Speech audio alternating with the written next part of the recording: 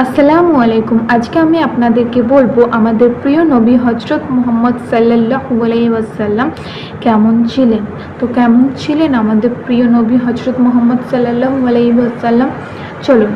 1 number, তিনি দীর্ঘ সময় পর্যন্ত নীরব থাকতেন। 2 নম্বর, তিনি কম হাসতেন।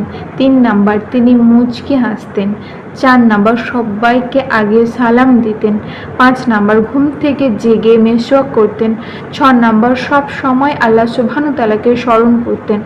7 নাম্বার, তাহাজ্জুদ সালাত ত্যাগ করতেন না। 8 নাম্বার, সোমবার ও বৃহস্পতিবার রোজা রাখতেন। 9 নাম্বার, বিপদে পড়লে তাৎক্ষণিক তিনি সালাতে দাঁড়িয়ে পড়তেন। আর 10 নাম্বার, নিজের জন্য কখনোই প্রতিশোধ গ্রহণ করতেন না। 11 নম্বর, যুদ্ধক্ষেত্র ছাড়া কাউকে কোনোদিনও আঘাত করেননি। 12 নম্বর, তিনি ছিলেন সৎ চরিত্রবান।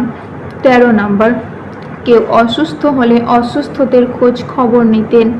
14 নম্বর, মিথ্যাকে সর্বাধিক ঘৃণা করতেন। 15 নম্বর, অন্যকে ক্ষমা করে দেওয়া অধিক পছন্দ করতেন। সুবহানাল্লাহ। মাশাআল্লাহ, আমাদের প্রিয় নবী হজরত মুহাম্মদ সাল্লাল্লাহু আলাইহি ওয়াসাল্লাম কতই না সুন্দর ছিলেন। তাই আমাদের উচিত ওনাকে অনুসরণ করা। সুবহানাল্লাহ।